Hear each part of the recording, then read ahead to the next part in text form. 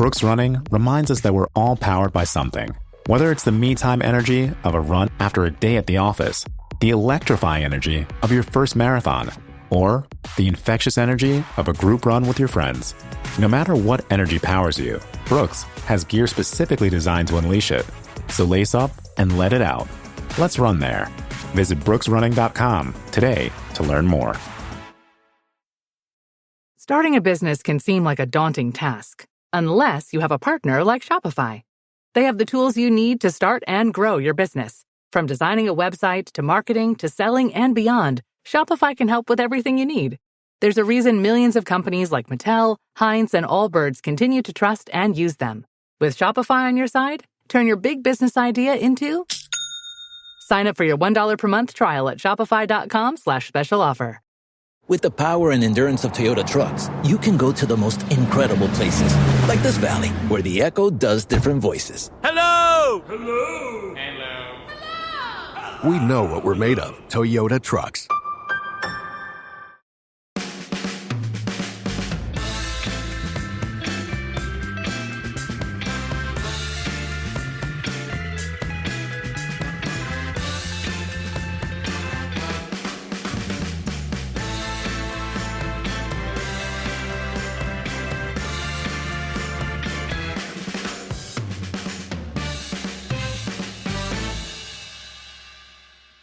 Okay, Daniel, how's it going? Day after the victory? It is going well.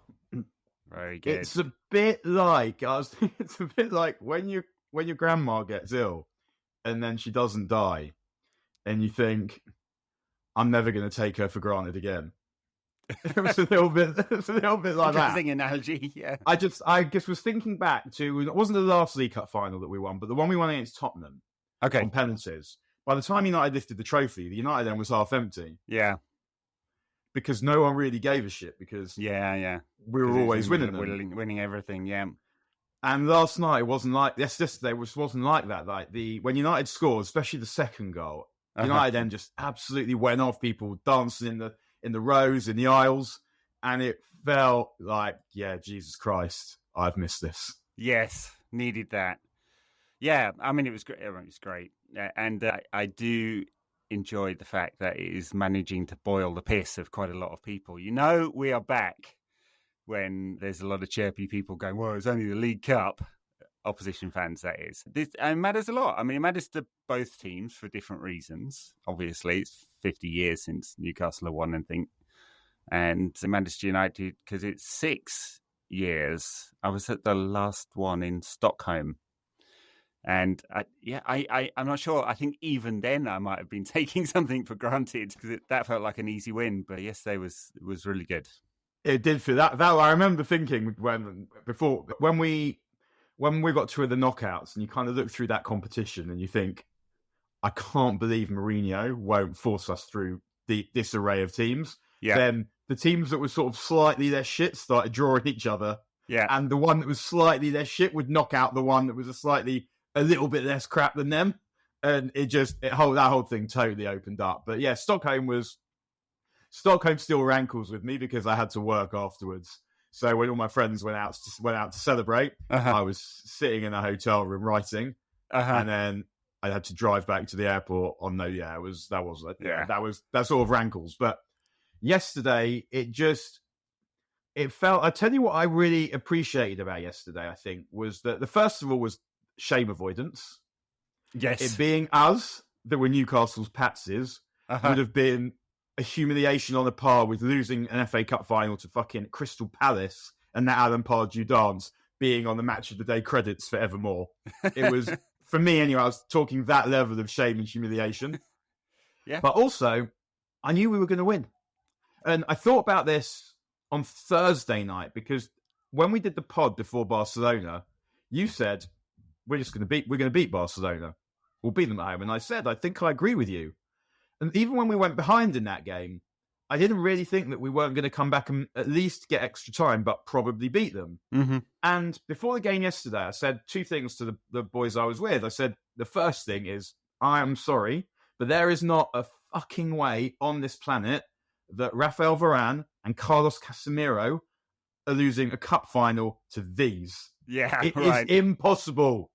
And they really believed that too, didn't they, yesterday? And the other players think it as well. Yeah, they do. I mean, the I mean, we'll go into all of this, but the transformation is obviously astonishing in this group of people, and just the leadership, especially the leadership that's been brought in. Casemiro, Lisandro Martinez, a lot younger, but clearly a leader. Varane, Ten Hag talks about it constantly. The thing, talking about 2017, that game yesterday kind of reminded me. It was very similar tactical setup. Yeah, it was competent. It was very competent. It was also absolutely on the money for what was needed against a Newcastle side and how they were going to play. I've rewatched it a couple of times now, and during commentary, Carragher and Neville are basically suggesting Newcastle are completely on top, and I didn't buy it at all. I think that game went exactly how Ten Hag wanted it to do. He set it up to play against Newcastle, let them have the ball, knowing that Casemiro, Varane and Martinez would deal with it all, and they did. Newcastle had 2 shots on target from 60% possession, and that United would really hurt them through transitional moments and set plays. And just it worked during absolutely perfectly. Yeah, it was during. So what you said about Varane, Casemiro, Martinez, that 3, there isn't a better 3 in world football. You take anyone instead of either of them, and for the last couple of years, Bruno's basically been the centre of the team, and it was get Bruno the ball. And I feel like it's sort of changed now. It's those 3 players will ensure that you win almost every single game of football that you play. And the other thing that I said to the boys I was with was, in order to beat us, and for any team to beat us, they now have started scoring goals. For any team to beat us, they will probably need to score 3 times. Mm-hmm. And with those 3 players, that's extremely unlikely. Yeah. And what I know it was Newcastle, not Arsenal, but the way that we defended the box yesterday was the way I'd hoped that we'd defend the box against Arsenal, if that was already what we were going to do. I didn't think that we needed to do that against Arsenal like we did in the last half an hour, last 20, but we defended the box brilliantly yesterday. And what also really turned the game, and it wasn't unlike what happened against Leicester, where James Maddison basically said that we missed that. De Gea made that save, then United scored, and that basically finished us because we couldn't come back from that. And Newcastle just had their best moment, that when Sam Maximin does Dalot, like completely diddles Dalot on the out and goes around him, and De Gea saves it, and then we get the rebound away. Then we go straight down the other end and score. That basically felt like the game, particularly because they don't have to go in half time, and they pretty much know that they've played as well as they can play, or as well as they're going to be allowed to play, and they're still 2-0 down. Well, and that must have been soul-crushing. I mean, Maximin certainly made a fool of Dalot more than once in that first half, and he, I guess, looked their most dangerous player. But even then, it's that was the one chance Newcastle created, and that was after 31 minutes, their first shot. And United just controlled the tempo, the spaces completely. I mean, obviously Ten Hag pulled Dalot off at half-time, and partly it's because he was on a booking, and partly because Maximin looked like he had the best of him, but also it meant that Varane kept having to shuffle wide, and that caused the problem. And with Wan-Bissaka, you can send someone on the outside. They're not go on the outside. He was brilliant. And get the he was brilliant when Wan-Bissaka defensively. He did exactly what he needed to do. And every single decision that Ten Hag seems to make just seems to be the right one. And I'm getting to the point, and it's only 9 months into his tenure, that I'm like, I'm not going to question any of these tactical decisions, even if it looks like madness to keep playing Weghorst up there. I'm just not going to question it, because I know this guy's making the right decision almost every time. He's a footballing savant. And again, like, you don't want to leap into this too soon. Sure. But, I mean, Dalot, we were talking about this at half time, that we thought he had to pull Dalot off because you're 2-0 up. If you go down to 10 men, then it becomes something different. Yeah. It felt like the referee knew he dropped a bollock when he booked Dalot. He didn't need to book him from what I saw of it. Sure. Then he did. And then when Sam Maximin went past him in the box, you kind of felt like the referee might have been thinking, I'm going to have to send someone off here, because then the free kick for which we scored from looked as bad a tackle as the one that Dalot got booked for, if not worse. And he didn't give a booking because it felt like he realised, I mean, I'm completely spitballing here, but it felt like the referee realised he'd set the bar for what constituted a booking too low by getting overexcited and booking Dalot. But What I'm loving about... I thought Newcastle players got him booked. I mean, the card didn't come out straight away. 5 players surrounded the referee. It was the dark arts that Ten Hag had talked about prior to the game, and they chirped away at the referee that the entire game, the Newcastle players, and it's clearly a plan. It's not just in their makeup. They're there to try and get players cards. They got Dalot the cards, but Ten Hag made the right decision, especially with 5 subs now. It just means it's a which is ridiculous decision to do that. Half a team.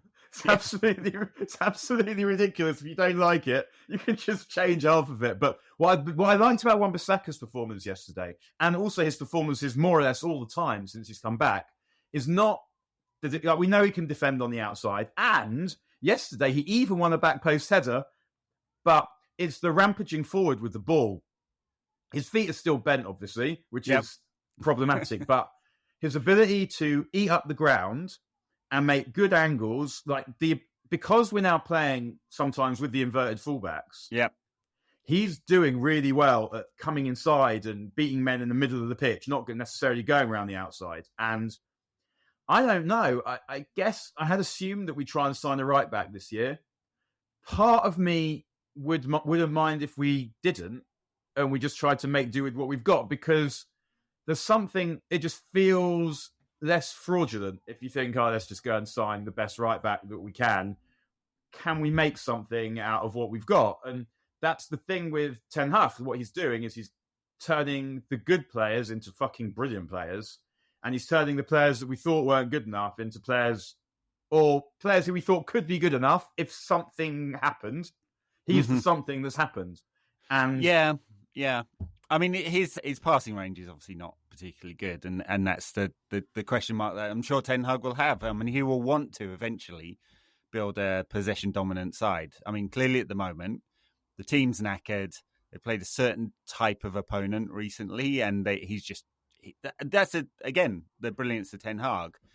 For the games that matter, he's a very pragmatic coach. United had 30-something% possession yesterday and against Barcelona. And in fact, Leicester had more possession the other week, and he's turned them back into a transitional side for this moment in time. And I don't think that's the plan long term, but for right now. And back to Wan-Bissaka, just to close off that point. I mean, yesterday he came very close to scoring right at the end, inverted, coming inside, finishing off one of the very few plus 10 passes moves that United made yesterday. So I don't know. I mean, I suspect there's better players out there than Wan-Bissaka for a Ten Hag side, but if there's 50 million to spunk on a right back or 50 million to spunk on a forward, the forward's going to be the priority.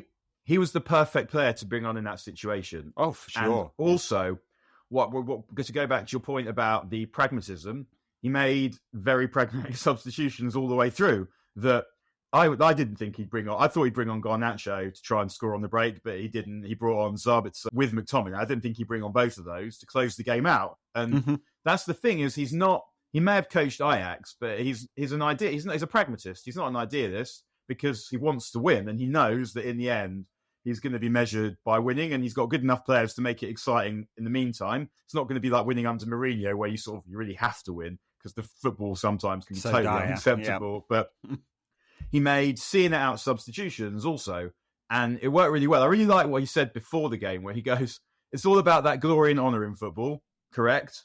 And we deserve to play the final, and we have a great opportunity to win the cup, and we have to do everything to get that cup to Manchester. You feel it, the fans are really waiting for it, and so we do everything we can to give the fans their honour.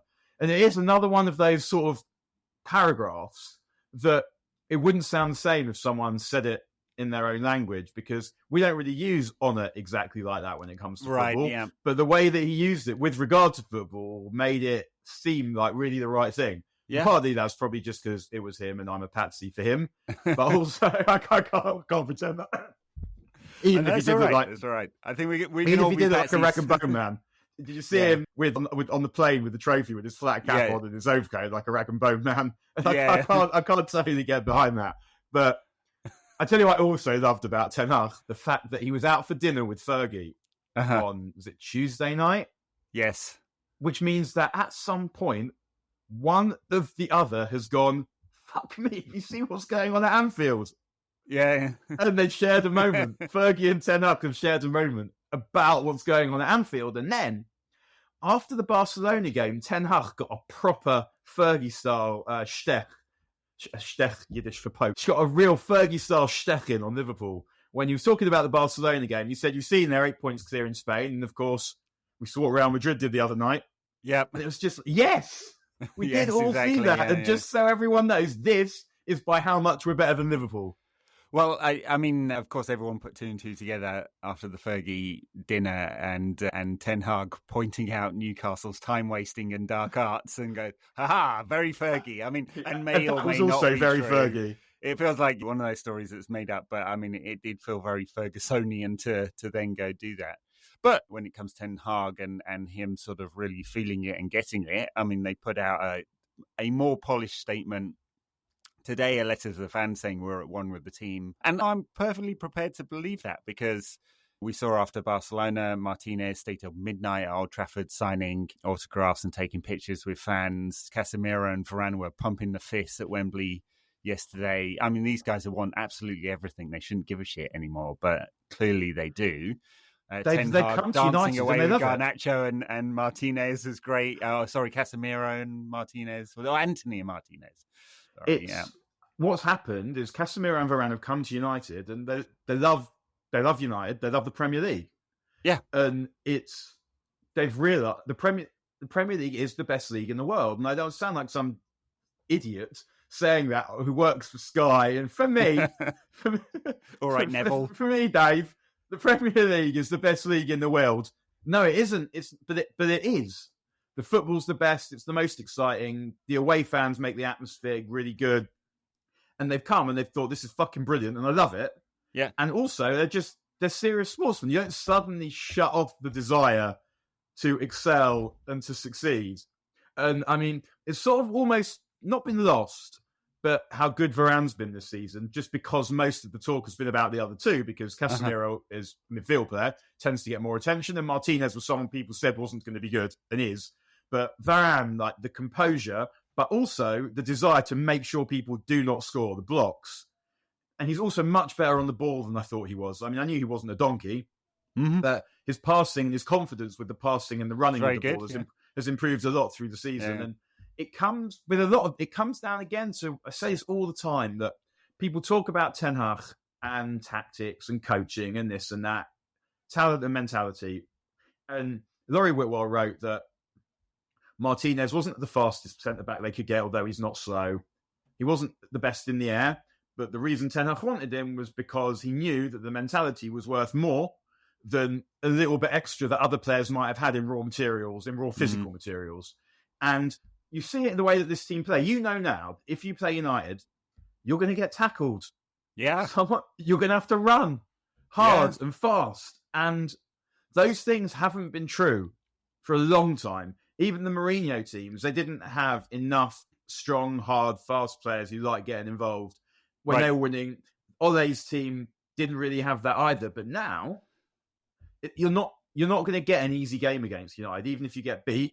And if you win, it'll be a hard game every time.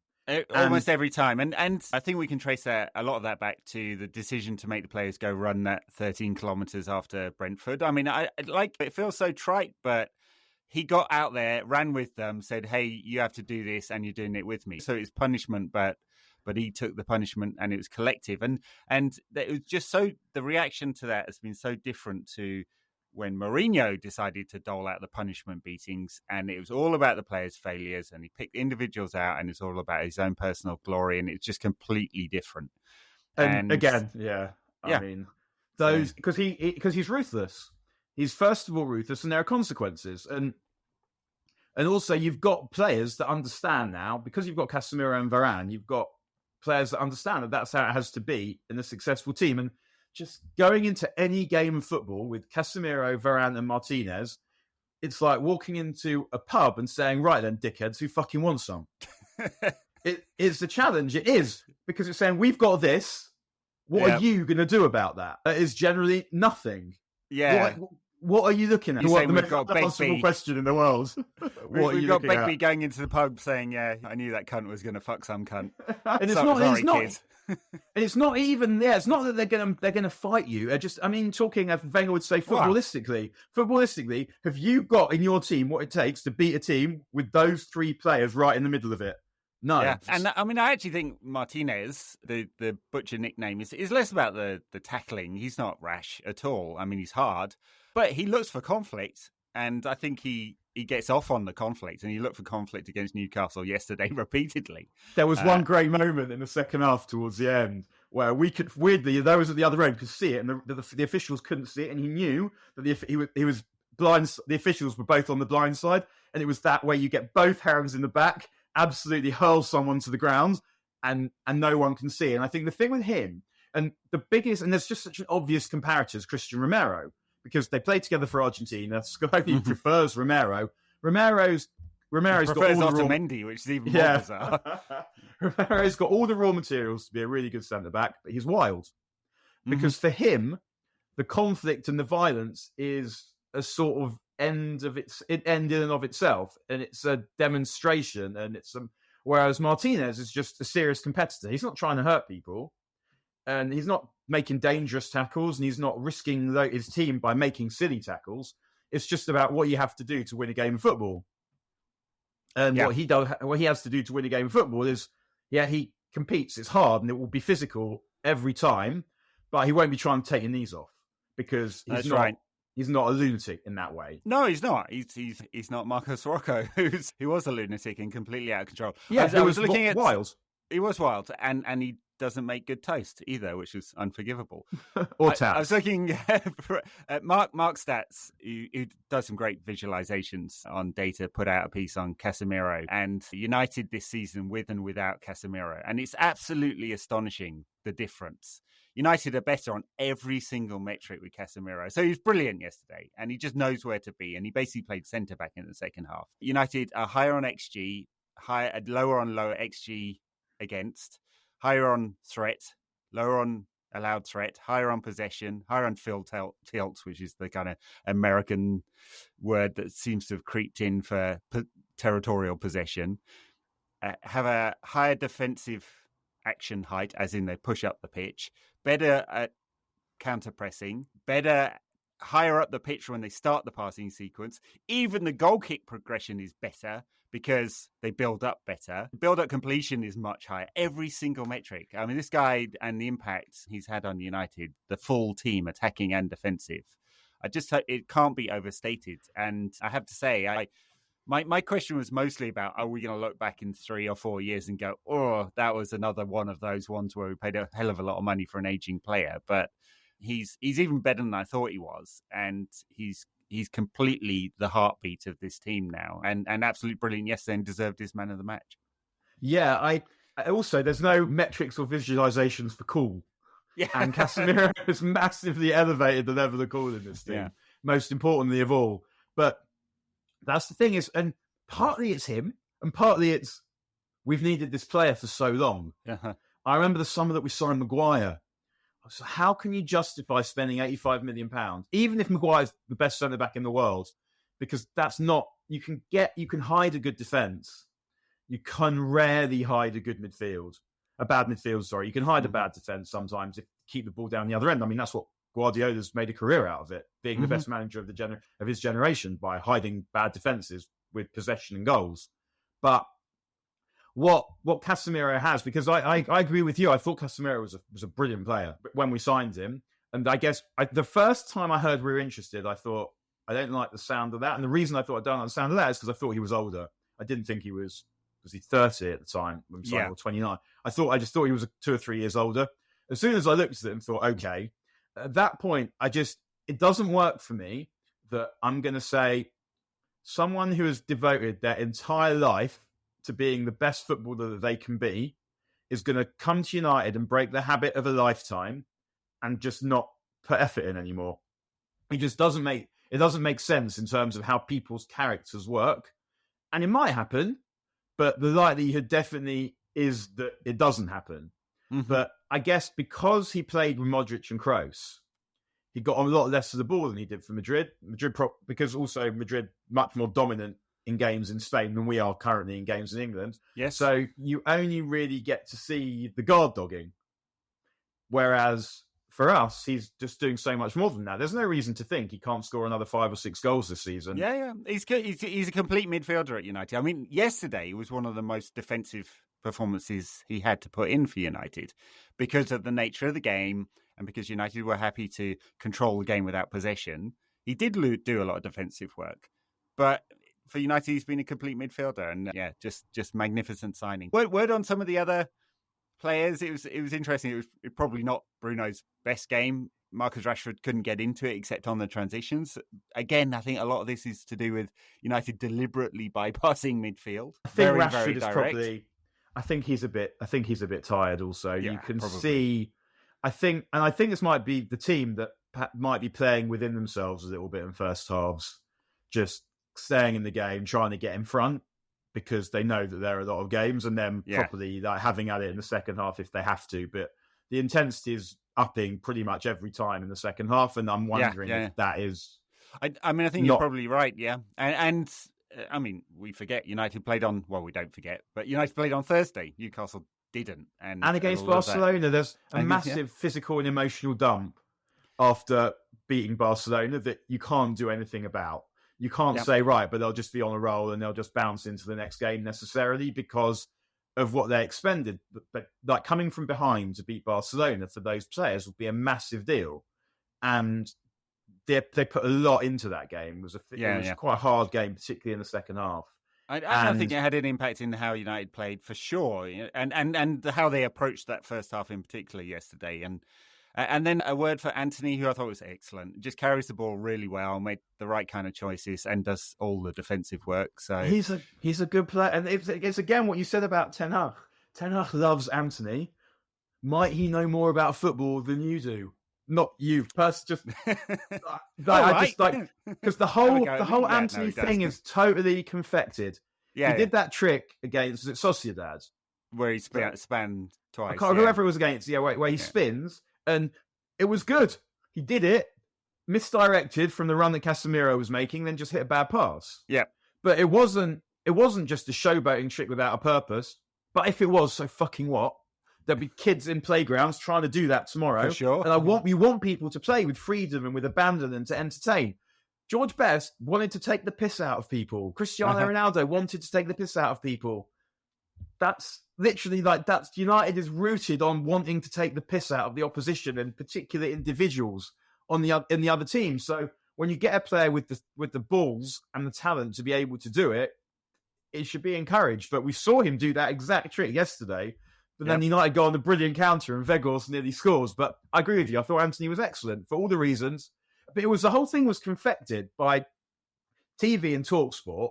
Yeah, because BT and TalkSport, because he did that trick, it didn't work, and then all of a sudden, like people are saying, "Oh, maybe it's a turning point for Anthony." The Barcelona goal. What are you talking about? He scored 6 goals, 5 assists. Yeah, he scored on his debut. He's been injured. He's been to the World Cup, and he's been quite good most of the rest of the time. Yeah. No, I think it's fine as a first season. I think there's a lot of raw materials there. Even against Barcelona, actually, he was surprisingly direct. And this is the thing I thought we'd see more of him, that he would take the ball, carry it, run at players. And he did less of that in the first part of the season. I think, especially against Newcastle, when he got the ball, he gained United territory by running with it. And it was exactly what we needed. So Ten Hag really likes him. And we've got options now as well, because we know how good Garnacho could be. Sancho offers a different style of player. He wasn't great at number 10 against Barcelona, but we know he can do that. Or play as a wide 10 if he plays in wide positions. Ten Hag is getting these players to do what he needs them to do. And he's got a lot of flexible players, which means you can send it out in one way, and if it doesn't work out, you don't even have to make changes to change what the opposition are facing, but you do also have changes, which is we saw it against Barca. But in fairness to Weghorst, who in some ways sort of is the archetypal post-Fergie player in that he's crap, but he's not useless. And when I say crap, I don't mean that he's rubbish. I mean, he's not the standard of player that we should have. but he's not useless. Like Lindelof, like Maguire, all these guys who can play a bit, but they can't play really well enough. But I thought he was really good yesterday. I mean, he works incredibly hard as well, and probably that one left-footed shot he had fairly early in the game, I'm sure he would have wanted to do better than that. His finishing's not awesome, is it? But he works awesome. Really hard. He works really hard, and that's why he's in the team. And I actually, there was a part of me that, I mean, if you think about why you might want Rashford to be in the middle rather than Weghorst, sometimes it's because you want to stretch defences. Now, Newcastle don't have a very high defensive line typically, and so even though Botman and Shah would quite like defending against Weghorst because it's an easy guy to defend against effectively, United probably wouldn't have gained in that first half in particular from having Rashford through the middle and trying to play over the top to stretch. Because what also happens is space. So because Weghorst drops and then the centre back's got to follow him, and that opens really that opens the door for others. Yeah. And okay, and then a few other things to note from yesterday. One is the narrative around Newcastle and Newcastle fans. I mean, it's really, we know what's coming, right? They spent 260 million in the past year since the takeover, and apparently it's all down to hard work, Eddie Howe. And you said it at the beginning, just like pause that glory for just a moment. When I was speaking to Nicholas McGeehan last week about potential Qatari takeover, we talked a little bit about Saudi as well, and he was fairly certain, of course, they'd use this for PR purposes. Of course, the regime would, and they didn't get that opportunity, and we weren't their patsies. But that was relieving, especially also they had like these sort of plasticky flags that looked like an infestation of moths. I used to hand those out at Stamford Bridge all the time, yeah.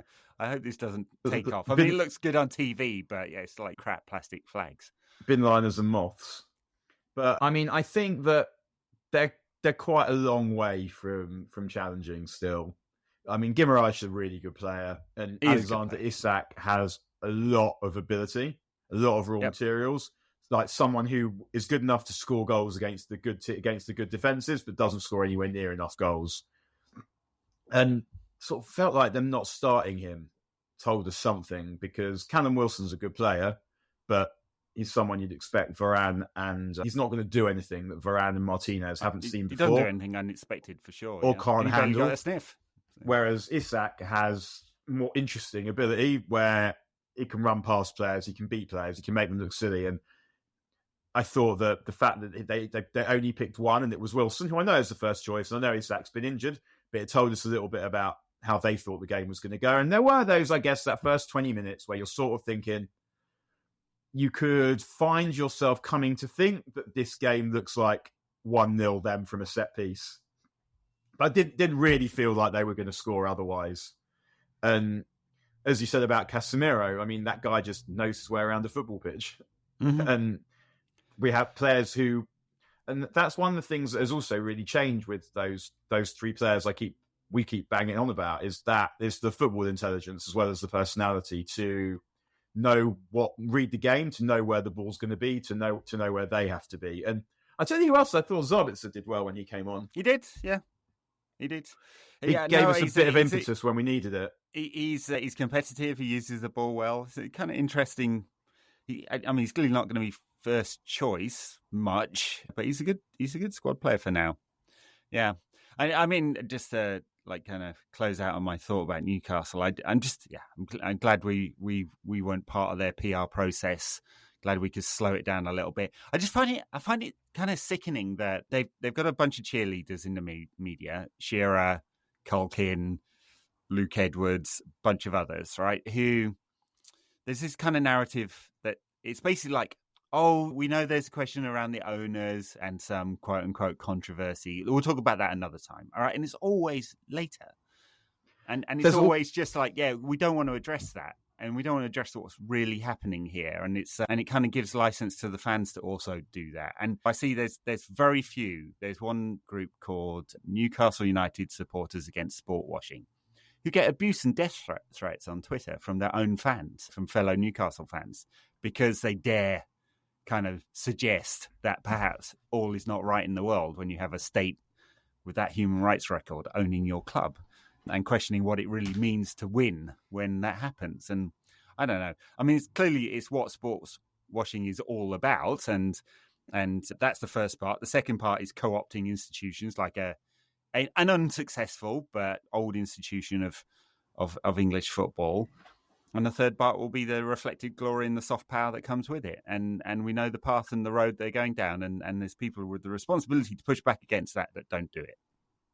Yeah, and I think the thing with Newcastle in particular is that there's this idea that success is deserved. It's been shit for us for so long. We deserve to have some trophies, and it doesn't matter how they come about. And it doesn't work like that. They do deserve not to be owned by Mike Ashley. Yeah. In the same way we deserve not to be owned by the Glazers.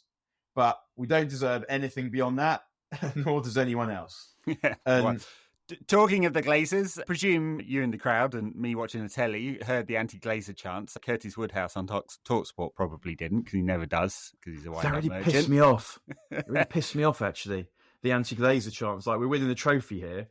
I know. And we've got to sing anti-Glazer chants. And the reason we've got to sing anti-Glazer chants is because wankers say that we don't. Yeah. Yeah.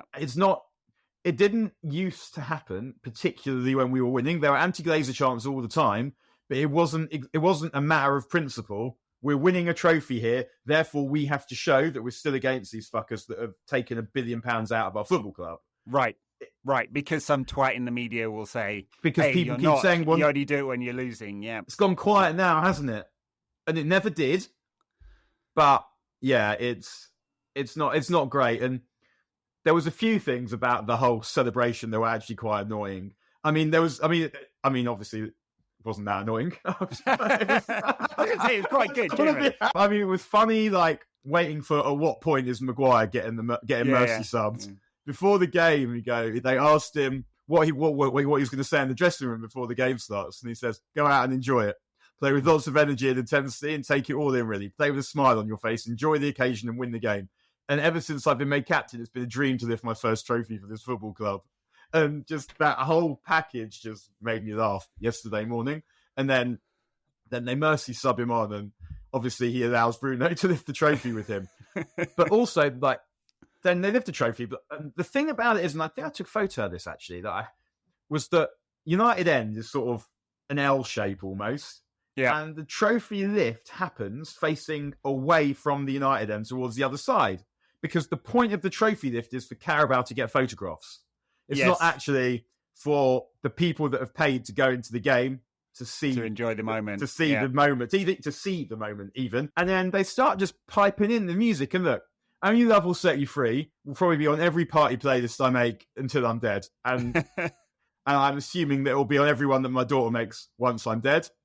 But why am I hearing it when my football team have just won the Carabao Cup? Yeah. I want to be singing songs about energy drinks. It was probably the most branded trophy lift ever. It was astonishing, the amount of... And the post-match press conferences as well were like in some kind of weird virtual reality Carabao branded 360. It was incredible. Like, I wonder... The funny thing is, I don't think I've ever actually seen this energy drink in a shop.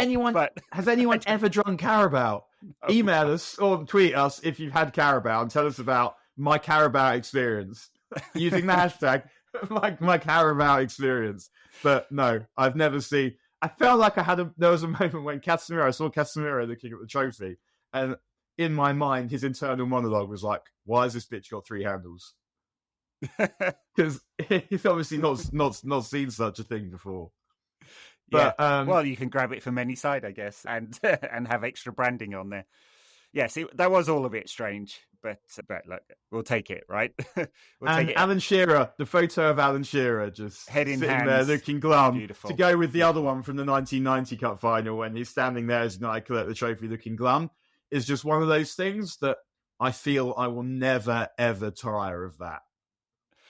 Ian Ladyman, I think I might have mentioned it on the last pod, wrote a piece saying if you don't support Karius, you don't know people and you don't understand football. I was like, what? no, sorry. The guy was in the Manchester City Academy and chucked one in his net for Liverpool, and I was really hoping he would do the same. Yesterday, he did his very best with the one that he fell on the ground for Marcus Rashford's goal, which has been called an own goal, which is I think he's been giving it back, actually. Has he? Good. He should be, so. Because it's the deflection. I mean, it was going wide. It was a crap shot. Yeah, I mean, I see both sides of that, because it was going wide, but I sort of don't mind, because I want Karius's error to be more significant.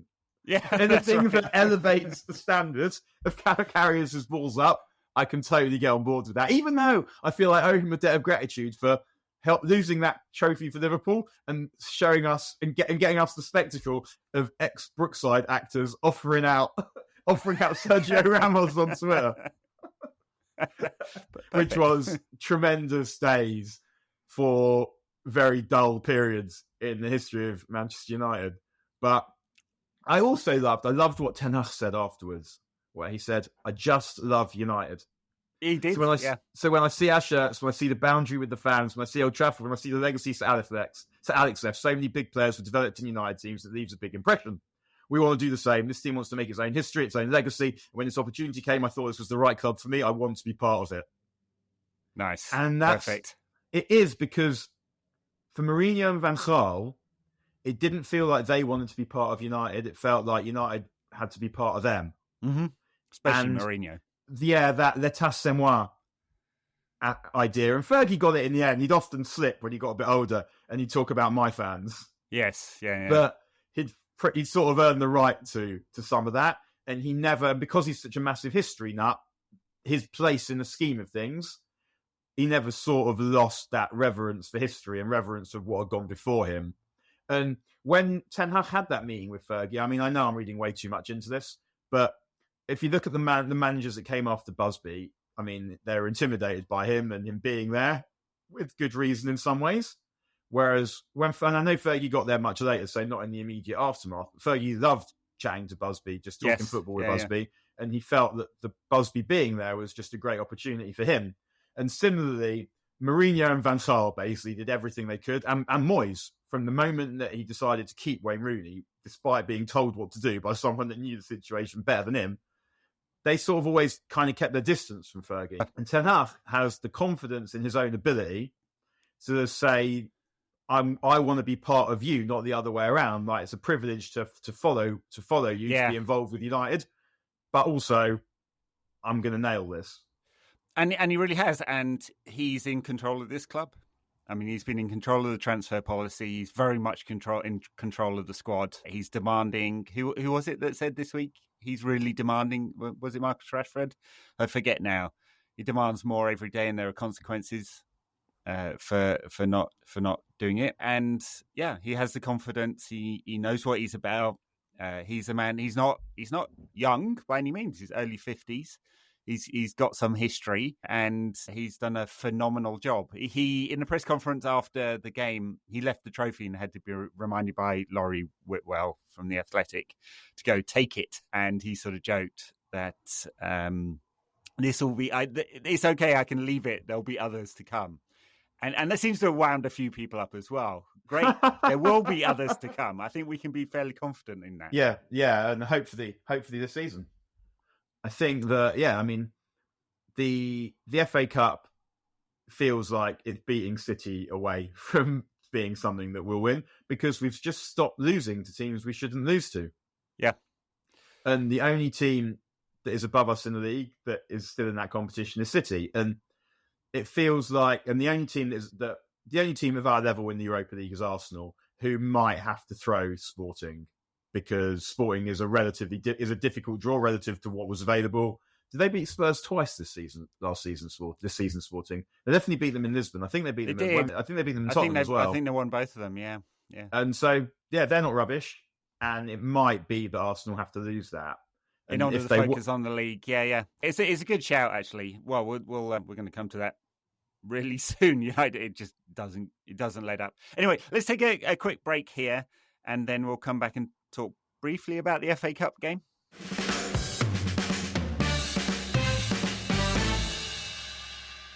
West Ham on Wednesday. I mean, it seems ridiculous that we can't take a breather for a week and enjoy the trophy without coming to the next one. I do wonder I'm sure Ten Hag would love to win the FA Cup as well. And you're right that there are a lot of teams out, but it's going to be quite a lot of changes on Wednesday, I imagine. Although every time I think there'll be a big rotation, he doesn't really do it. There isn't, yeah. There's a lot of players who feel like they need a rest, who could do with a rest. So I don't totally agree with that. I think there are two.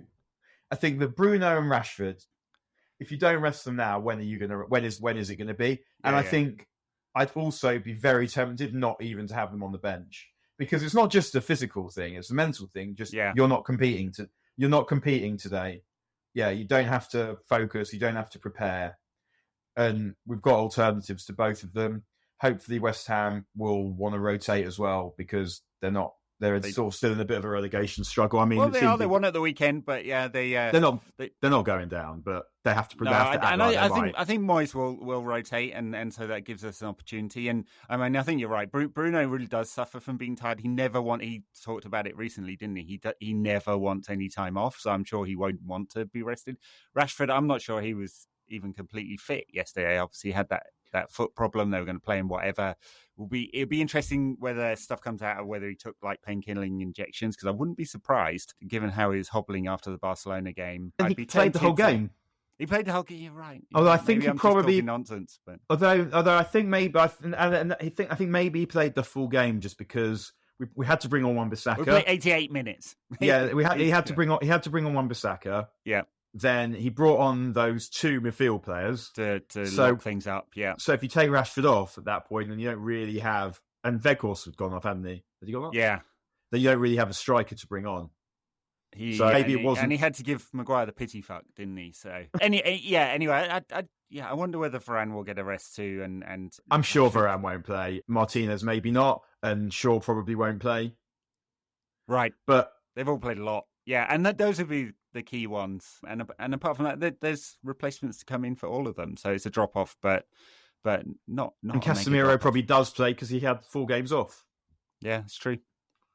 So it's only those, I think, just Bruno and Rashford, the ones where I'm thinking you've got to find a way not to play them.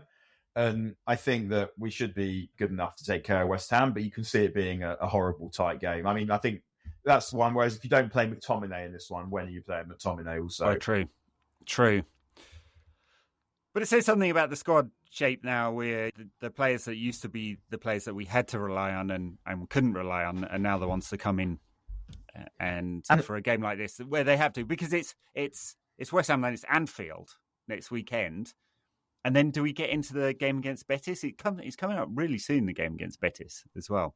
I forget the order of fixtures, but there's no let up. And Betis are doing well in La Liga. It's not going to be a gimme, that one. You'd expect, I mean, Real Sociedad are above them in the league and are probably a better footballing side. And yeah, we saw we should have done better in those games. So anyway, I'm getting ahead of myself. But you could easily go and lose 2-1 away to Betis. I mean, you could easily do that.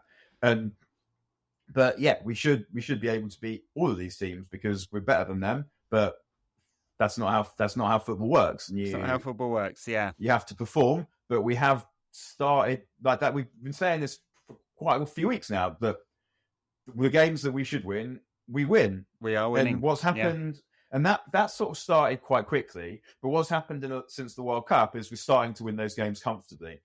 Because for a bit there was a lot of tight games, so that when we got done by Arsenal and Palace, it wasn't a massive surprise. Because if you keep getting involved in tight games, the way that football is that eventually you will get caught most of the time, and that happened twice in a week. But since then, and a little bit before then as well, we've started winning games that we should win a little bit more comfortably, like yesterday. And then that means that those Hail Marys that you get caught with become of less significance. True. All right, backers, we are going to talk a little bit about the takeover and some of the options on the table as far as we understand them at the moment. With some new information that we don't think has been anywhere else. So patreon.com/NQAT pod to support us. We do a bonus show every week. There's merch if you back us at one of the higher tiers, or if you just like the show and you want to give us a tip, $1 a month, and you can go and do that and join the 250 people who do that already, and we really appreciate it. We'll be back again in midweek. I'll probably be with Wayne, I think, who we're going to talk to soon about his new book. I'm sure you've seen it done really well. And a plug for a couple of other shows I did recently. I spoke to Nicholas McGeehan about the Qatari takeover, and Andy Green, or Anders Red, as you may know him, about the finances around the takeover. Both a couple of good conversations, so go check those out too. Thanks, Dan. Speak to you all soon. Peace.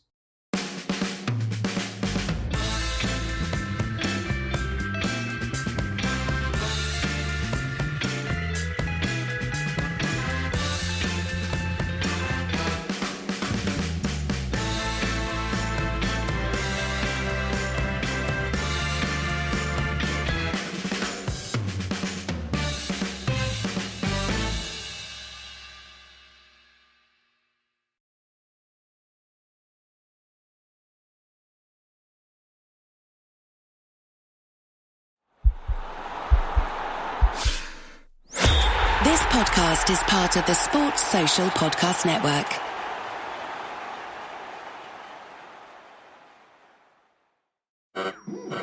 We interrupt this program to bring you an important Wayfair message. Wayfair's got style tips for every home. This is Styles McKenzie helping you make those rooms sing. Today's style tip. When it comes to making a statement, treat bold patterns like neutrals. Go wild, like an untamed animal print area rug under a rustic farmhouse table from Wayfair.com. Arr, fierce. This has been your Wayfair style tip to keep those interiors superior. Wayfair, every style, every home.